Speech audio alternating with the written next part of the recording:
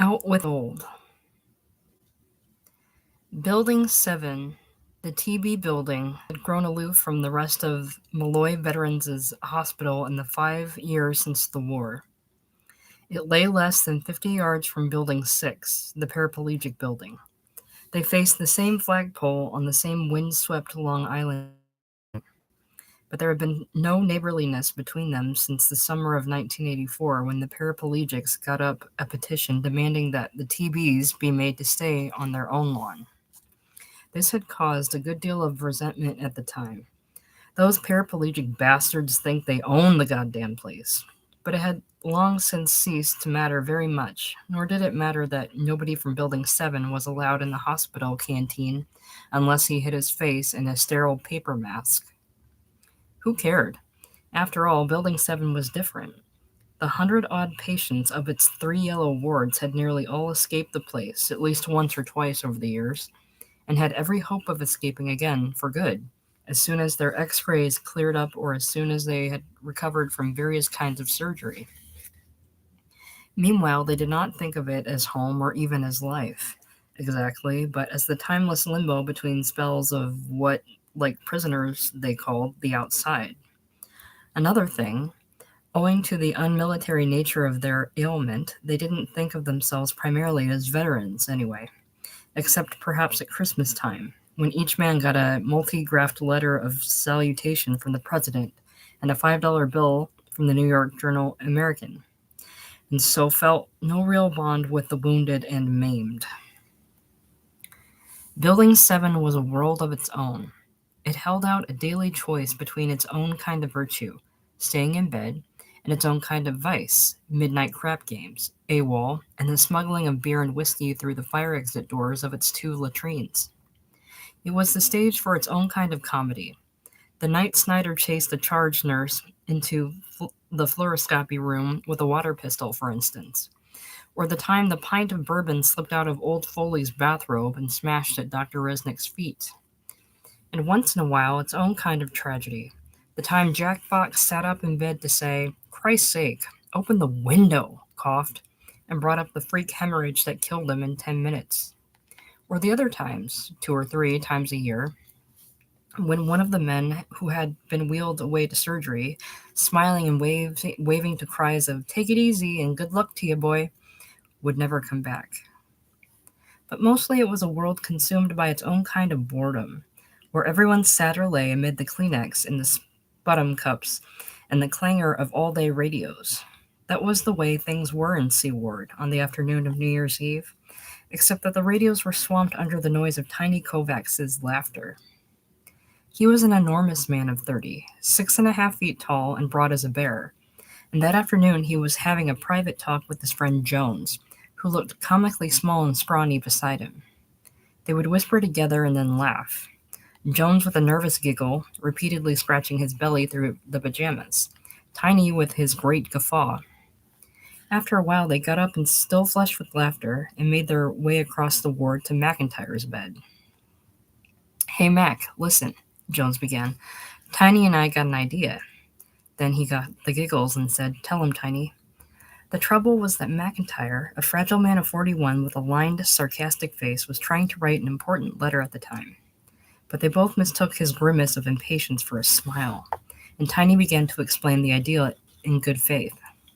"Listen, Mac, tonight, around 12, I'm going to get all undressed, see?"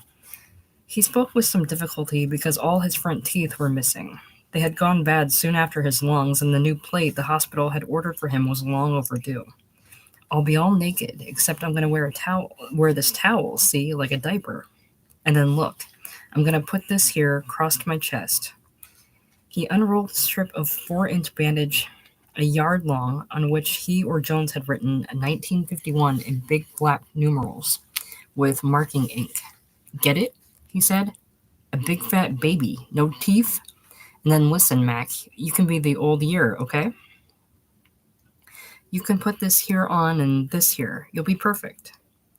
The second bandage said 1950, and the other item was a false beard of white cotton wool that they dug up from a box of Red Cross supplies in the day room. It had evidently belonged to an old Santa Claus costume. No thanks, McIntyre said. Find somebody else, okay? Aw, geez, you gotta do it, Mac, Tiny said. Listen, we thought of everybody else in the building, and you're the only one, don't you see? Skinny, bald, a little gray hair. And the best part is you're like me. You got no teeth either. Then, to show no offense was meant, he added, well, I mean, at least you could take him out, right? You could take him out for a couple minutes and put him back in after, right? Look, Kovacs, McIntyre said, briefly closing his eyes. I already said no. Now, will the both of you please take off? Slowly, Tiny's face reshaped itself into a pout, blotched red in the cheeks as if he'd been slapped. All right, he said with self-control, grabbing the beard and the bandages from McIntyre's bed. All right, the hell with it.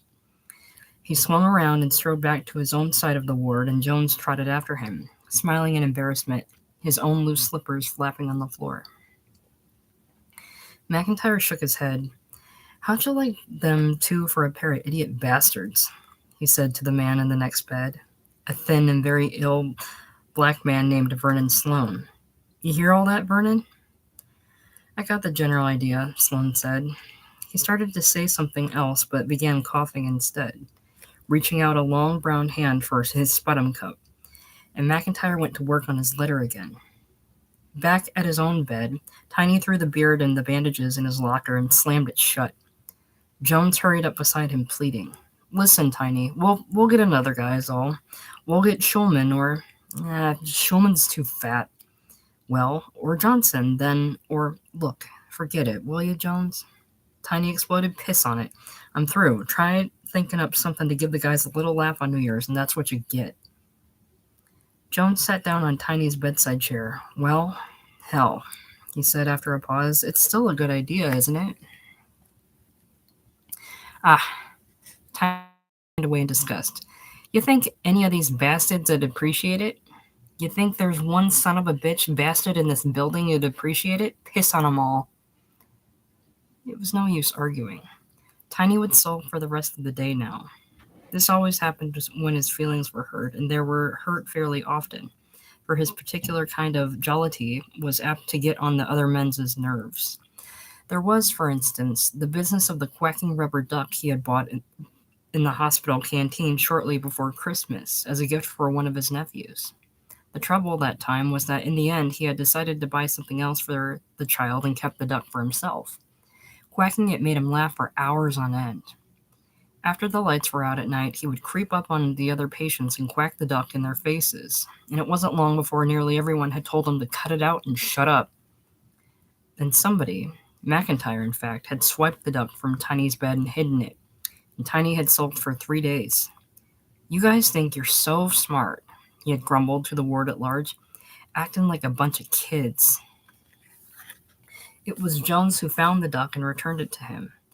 Jones was about the only man left who thought the things Tiny did were funny.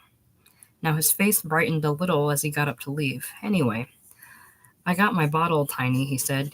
You and me'll have some fun tonight. Jones was not a drinking man, but New Year's Eve was special, and smuggling was a challenge. A few days earlier, he had arranged to have a pint of rye brought in and had hidden it, with a good deal of giggling, under some spare pajamas in his locker. Don't tell nobody else you got it, Tiny said. I wouldn't tell these bastards the time of day. He jerked a cigarette into his lips and struck the match savagely. Then he got his new Christmas robe off the hanger and put it on. Careful. For all his temper, to arrange the fit of the padded shoulders and the sash just right. It was a gorgeous robe, plum-colored satin with contrasting red lapels, and Tiny's face and manner assumed a strange dignity whenever he put it on. This look was as new, or rather as seasonal, as the robe itself. It dated back to the week before when he'd gotten dressed to go home for Christmas pass. Many of the men were a revelation in one way or another when they appeared in their street clothes. McIntyre had grown surprisingly humble, incapable of sarcasm or pranks, when he put on his scarcely worn accounting clerk's costume of blue serge. And Jones had grown surprisingly tough in his old navy foul-weather jacket. Young Krebs, whom everybody called Junior, had assumed a portly maturity with his double-breasted business suit. And Travers, who most people had forgotten was a Yale man, looked oddly effete in his J-press flannels and his button-down collar. Several of the men had suddenly become men again instead of ordinary men, when they appeared in their sharply pegged trousers, draped coats, and huge Windsor knots, and they even seemed embarrassed to be talking to the white men on the old familiar terms. But possibly the biggest change of all had been Tiny's. The clothes themselves were no surprise. His family ran a prosperous restaurant in Queens, and he was appropriately well turned out in a rich black overcoat and silk scarf, but the dignity they gave him was remarkable. The silly grin was gone, the laugh silenced, the clumsy movements overcome. The eyes beneath his snap-brim hat were not Tiny's eyes at all, but calm and masterful. Even his missing teeth didn't spoil the effect, for he kept his mouth shut except to mutter brief, almost curt Christmas wishes. The other patients looked up with a certain shy respect at this new man, this dramatic stranger whose hard heels crashed on the marble floor as he strode out of the building. And later, when he swung along the sidewalks of Jamaica on his way home, the crowds instinctively moved aside to make way for him. Tiny was aware of the splendid figure he cut, but by the time he was home, he'd stopped thinking about it. In the circle of his family, it was real. Nobody called him Tiny there. He was Harold, a gentle son, a quiet hero to many round-eyed children, a rare and honored visitor. At one point, in the afterglow of a great dinner, a little girl was led ceremoniously up to his chair, where she stood shyly, not daring to meet his eyes, her fingers clasping to the side seams of her party dress. Her mother urged her to speak. "Do you want to tell Uncle Harold what you say in your prayers every night, Irene?" "Yes," the little girl said. "I tell Jesus, please to bless Uncle Harold and make him get well again soon." Uncle Harold smiled and took hold of both her hands. "That's swell, Irene," he said huskily. "But you shouldn't tell him. You should ask him." She looked into his face for the first time. "That's what I mean," she said. "I ask him." And Uncle Harold gathered her in his arms, putting his big face over her shoulder so she couldn't see that his eyes were blurred with tears. "That's a good girl," he whispered. It was a scene no one would have believed. He remained Harold until the past was over, and he strode away from a clinging family farewell, shrugging the great overcoat around his shoulders and squaring the hat. He was Harold all the way to the bus terminal and all the way back to the hospital, and the other men still looked at him oddly and greeted him a little shyly when he pounded back into the sea ward. He went to his bed and put down his several packages, one of which contained the new robe, then headed for the latrine to get undressed. That was the beginning of the end, for when he came out in the old faded pajamas and scuffed slippers, there was only a trace of importance left in his softening face. And even that disappeared in the next hour or two, while he lay on his bed and listened to the radio. Later that evening, when most of the other returning patients had settled down, he sat up and looked around in the old silly way.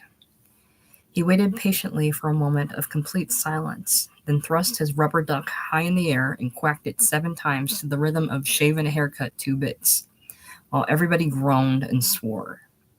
Tiny was back, ready to start a new year. Now, less than a week later, he could still recapture his dignity whenever he needed it by putting on the robe, striking a pose, and thinking hard about his home.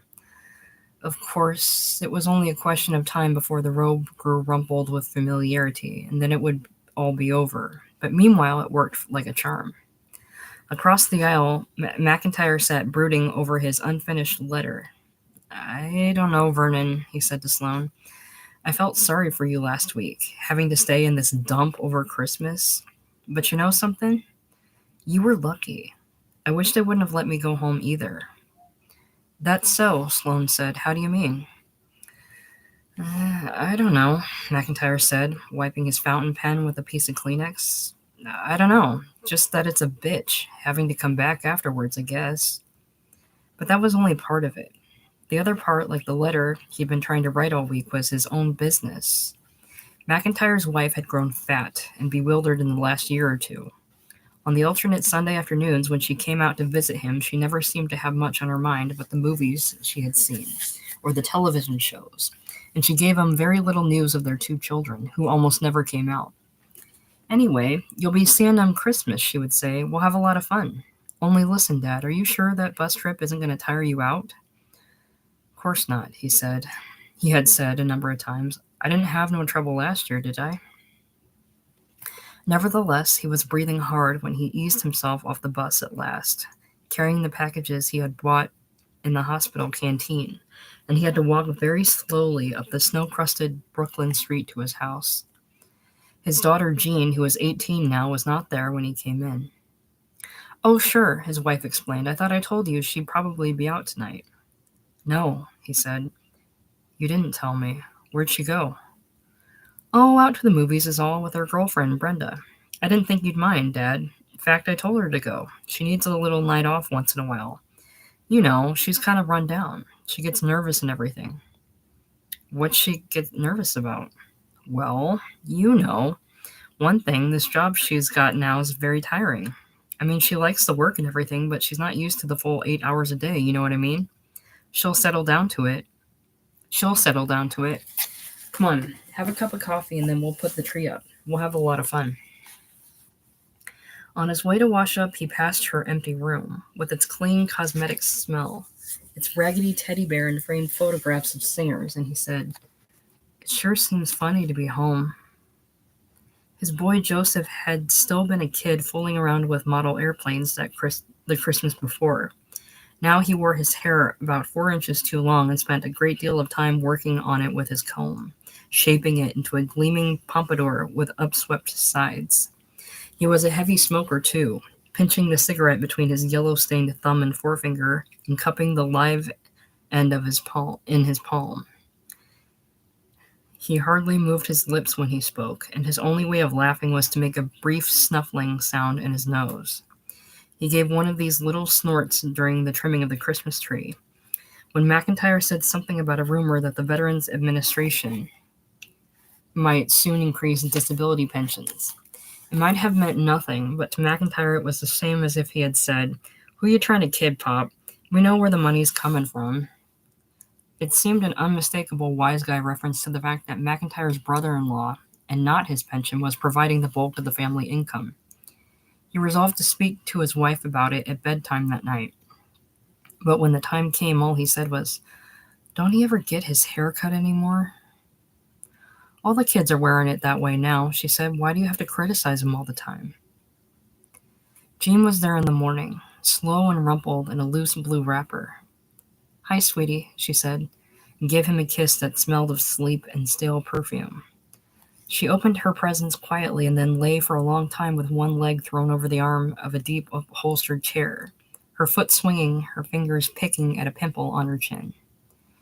McIntyre couldn't take his eyes off her. It wasn't just that she was a woman, the kind of withdrawn, obliquely smiling woman that had filled him with intolerable shyness and desire in his own youth. It was something more disturbing even than that. What are you looking at, Dad? She said, smiling and frowning at once. You keep looking at me all the time. He felt himself blushing. I always like to look at pretty girls. Is that so terrible? Of course not. She began intently plucking at the broken edge of one of her fingernails, frowning down at her hands in a way that made her long eyelashes fall in delicate curves against her cheeks. It's just, when a person keeps looking at you all the time, it makes you nervous, that's all. Honey, listen. McIntyre leaned forward, with both his elbows on his skinny knees. Can I ask you something? What's all this business about being nervous? Ever since I come home, that's all I heard. Jean's very nervous. Jean's very nervous. So listen, will you please tell me something? What's there to be so nervous about? Nothing, she said. I don't know, Dad. Nothing, I guess.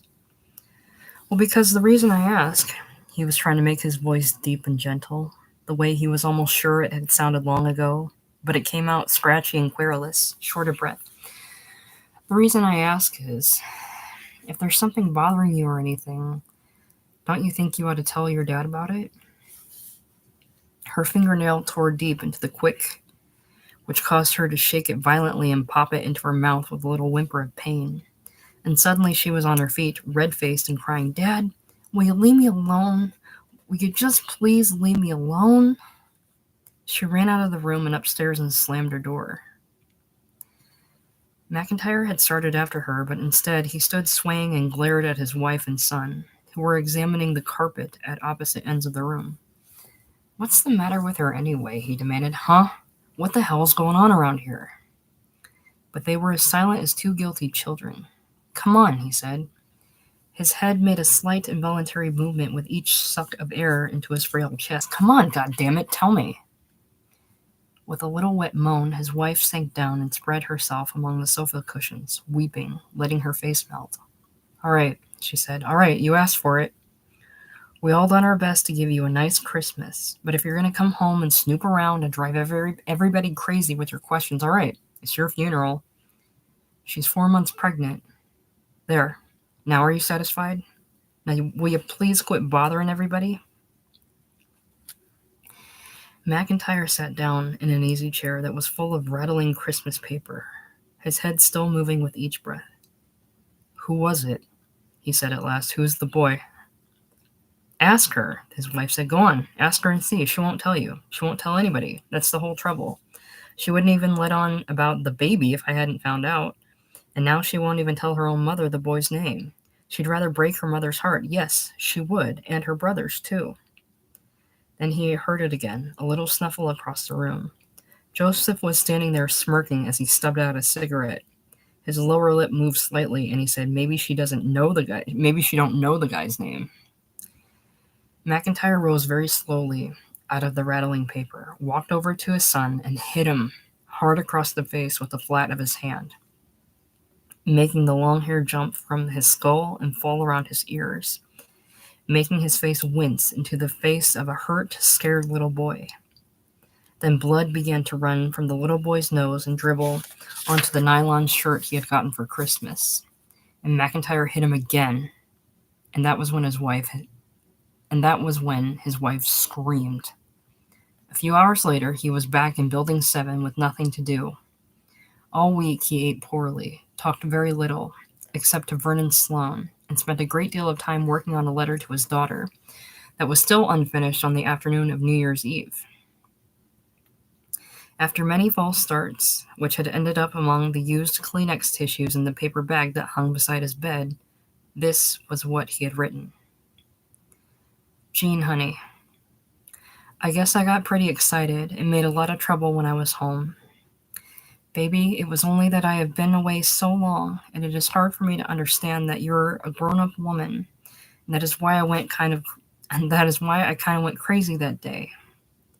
Now, Jean, I have done some thinking since I got back here, and I want to write you a few lines. The main thing is try not to worry. Remember, you're not the first girl that's made a mistake and, page 2, gotten into trouble of this kind. Your mom is all upset, I know, but do not let her get you down. Now, Jean, it may seem that you and I don't know each other very well anymore, but this is not so. Do you remember when I first come out of the army, and you were about 12 then, and we used to take a walk in Prospect Park sometimes and talk things over? I wish I could have a talk like that, page 3, with you now. Your old dad may not be good for much anymore, but he does know a thing or two about life, and especially one important thing, and that was as far as the letter went. Now that Tiny's laughter was stilled, the words seemed unnaturally quiet. The old year faded in a thin yellow sunset behind the west windows. Then darkness fell. The lights came on, and shuddering rubber-wheeled wagons of dinner trays were rolled in by masked and gowned attendants. One of them, a gaunt, bright-eyed man named Carl, went through his daily routine. "Hey, you guys heard about the man that ran over himself?" he asked, stopping in the middle of the aisle with a steaming pitcher of coffee in his hand. "Just pour the coffee, Carl," somebody said. Carl filled a few cups and started across the aisle to fill a few more, but midway he stopped again and bugged his eyes over the rim of his sterile mask. "No, but listen, you guys heard about the man that ran over himself. This is a new one." He looked at Tiny, who usually was more than willing to play straight man for him, but Tiny was moodily buttering a slice of bread. His cheeks wobbled at the stroke of the knife. Well, anyways, Carl said at last, this man says to this kid, "Hey kid, run across the street and get me a pack of cigarettes, will ya?" Kid says, "No, see." So the man ran over himself. No, see. So the man ran over himself. He doubled up and pounded his thigh. Jones groaned appreciatively. Everyone else ate in silence. When the meal was over and the trays cleared away, McIntyre tore up the old beginning of page 3 and dropped it into the waste bag. He resettled his pillows, brushed some food crumbs off the bed, and wrote this. Page 3. With you now. So, Jean, please write and tell me the name of this boy. I promise I... But he threw that page away too, and sat for a long time writing nothing, smoking a cigarette with his usual careful effort to avoid inhaling. At last he took up his pen again and cleaned its point very carefully with a leaf of Kleenex. Then he began a new page. Page 3. With you now. Now, baby, I have got an idea.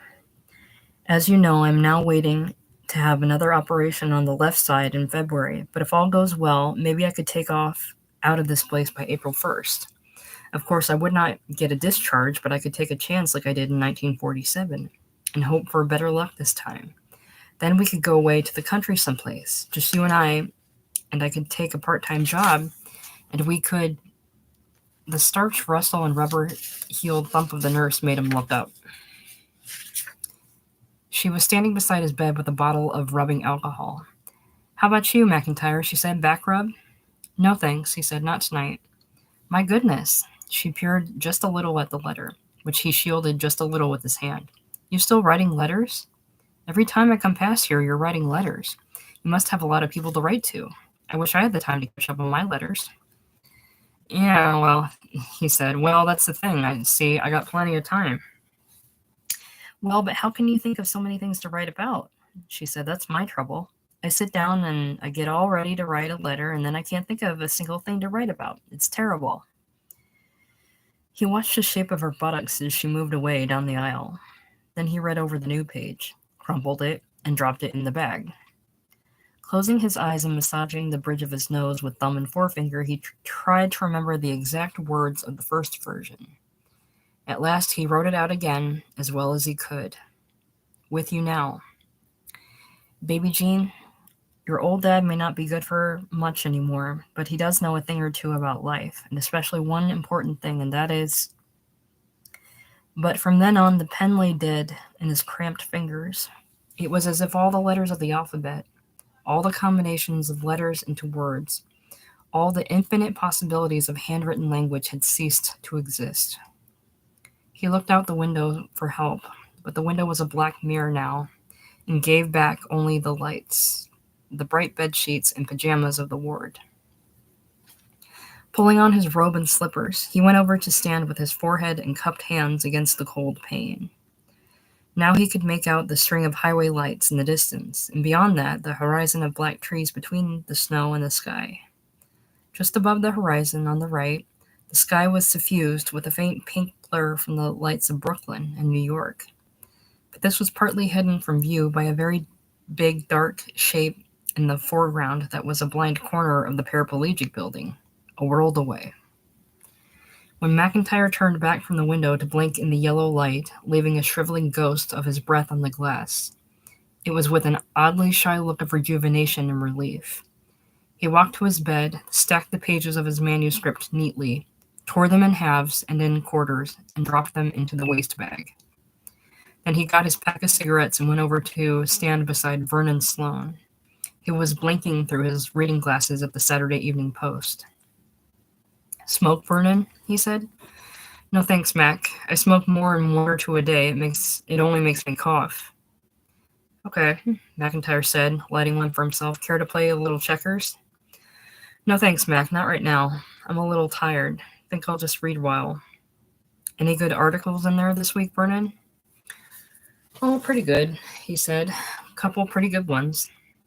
And his mouth worked into a grin that slowly disclosed nearly all of his very clean teeth. Say, what's the matter with you, man? You feeling good or something? Oh, not too bad, Vernon, he said, stretching his skinny arms and his spine. Not too bad. You finished all your writing finally, is that it? Yeah, I guess so, he said. My trouble is I can't think of anything to write about. Looking across the aisle to where tiny Kovacs's wide back sat, slumped in the purple amplitude of the new robe, he walked over and laid a hand on one of the enormous satin shoulders. So, he said. Tiny's head swung around to glare at him, immediately hostile. So what? So where's that beard? Tiny wrenched open his locker, grabbed out the beard, and thrust it roughly into McIntyre's hands. Here, he said. You want it? Take it. McIntyre held it up to his ears and slipped the string over his head. String ought to be a little tighter, he said. There, how's that? Probably look better when I get my teeth out. But Tiny wasn't listening. He was burrowing in his locker for strips of bandage. Here, he said, take this stuff too. I don't want no part of it. You want to do it, you get somebody else. At that moment, Jones came padding over, all smiles. Hey, you gonna do it, Mac? You change your mind?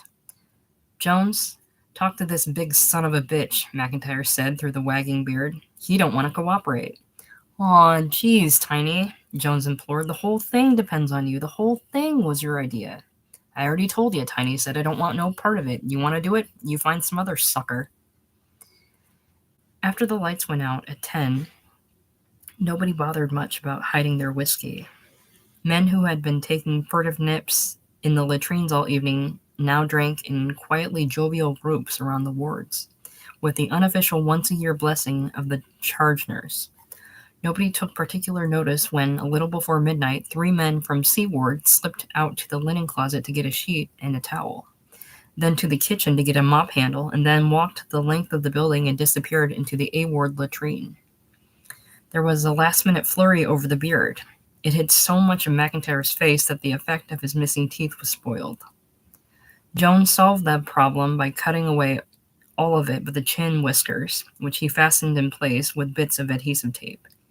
There, he said, that does it. That's perfect. Now roll up your pajama pants, Mac, just so just your bare legs will show under the sheet. Get it? Now where's your mop handle? Jones, it don't work, Tiny called tragically. He was standing naked except for a pair of white woolen socks, trying to pin the folded towel around his loins. The son of a bitch won't stay up. Jones hurried over to fix it, and finally everything was ready. Nervously, they killed the last of Jones's rye and dropped the empty bottle into the laundry hamper. Then they slipped outside and huddled into the darkness at the head of A Ward. Ready? Jones whispered. Okay, now. He flicked on the overhead lights, and 30 startled faces blinked in the glare. First came 1950, a wasted figure crouched on a trembling staff, lame and palsied with age. Behind him, grinning and flexing his muscles, danced the enormous diapered baby of the new year. For a second or two, there was silence except for the unsteady tapping of the old man's staff. And then the laughter and the cheers began. Out with the old, the baby bellowed over the noise, and he made an elaborate burlesque of hauling off and kicking the old man in the seat of the pants, which caused the old man to stagger weakly and rub one buttock as they moved up the side. Out with the old, in with the new. Jones ran on ahead to turn on the lights of B Ward, where ovation was even louder. Nurses clustered helplessly in the doorway to watch, frowning or giggling behind their sterile masks as the show made its way through cheers and catcalls. Out with the old, in with the new. In one of the private rooms, a dying man blinked up through the window of his oxygen tent at his door, as his door was flung open and his light turned on. Finally, he understood and gave them a yellow smile, and they moved on to the next private room and the next, arriving at last in C Ward, where their friends stood, masked and laughing in the aisle. There was barely time for the pouring of fresh drinks before all the radios blared up at once, and Guy Lombardo's band broke into Auld Lang Syne. Then all the shouts dissolved into a great off-key chorus in which Tiny's voice could be heard over all the others. Should old acquaintances be forgot and never brought to mind? Even Vernon Sloane was singing, propped up in bed and holding a watery highball, which he slowly waved in time to the music. They were all singing. For Old Lang Syne, my boys, for Old Lang Syne.